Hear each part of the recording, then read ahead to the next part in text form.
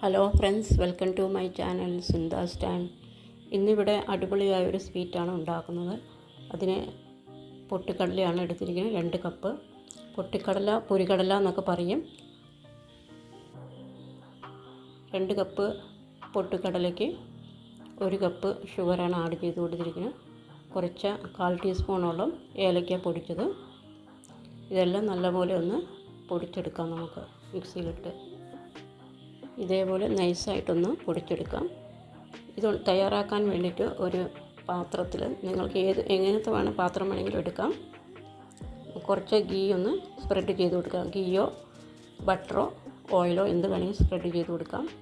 ഈ പൊടിച്ച് വെച്ചിരിക്കുന്ന പൊരികടല എല്ലാം കൂടി നമുക്കൊരു പാനിലിട്ട് നല്ലപോലെ ഒന്ന് ചൂടാക്കിയെടുക്കാം. നല്ലപോലെ ഒന്ന് മിക്സ് ചെയ്ത് കൊടുക്കണേ. കാരണം ഇതിൻ്റെ അടിയൊന്നും കരിഞ്ഞു പോകാതെ സൂക്ഷിക്കണം. അതുകൊണ്ട് നല്ലപോലെ മിക്സ് ചെയ്ത് ഇതൊന്ന് ഇളക്കിക്കൊണ്ടേ ഇരിക്കണം.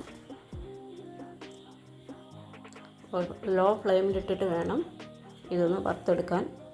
ആവശ്യമായ 1 ടീസ്പൂണോളം ഗീ ആഡ് ചെയ്ത് കൊടുക്കാം.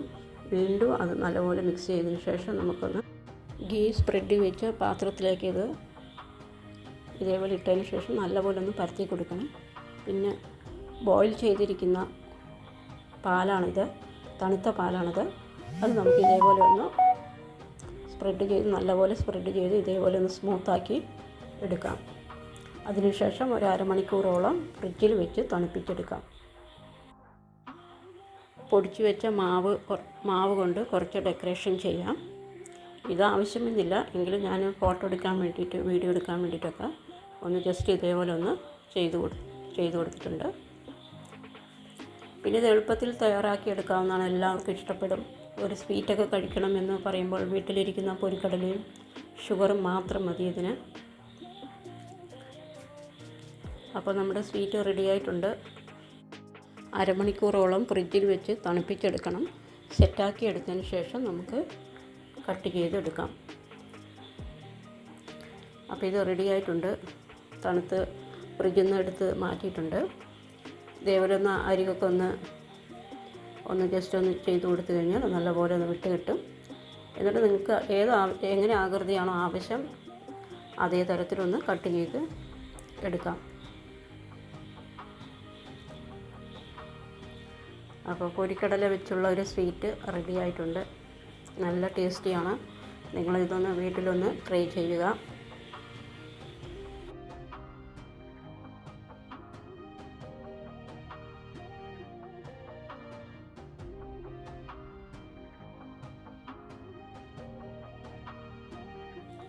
ഇതുണ്ടാക്കാൻ വേണ്ടി കുറച്ച് സമയം മാത്രം മതി. പെട്ടെന്നൊരു സ്വീറ്റ് തയ്യാറാക്കിയെടുക്കാവുന്നതാണ്.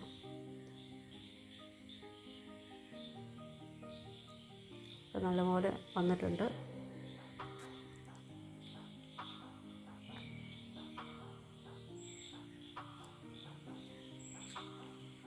എന്താണെങ്കിൽ ഇതെല്ലാവർക്കും ഇഷ്ടപ്പെടും. അപ്പോൾ എൻ്റെ ഈ റെസിപ്പി ഇഷ്ടമായെങ്കിൽ ഷെയർ ചെയ്യാനും ലൈക്ക് ചെയ്യാനും കമൻറ്റ് ചെയ്യാനും മറക്കല്ലേ.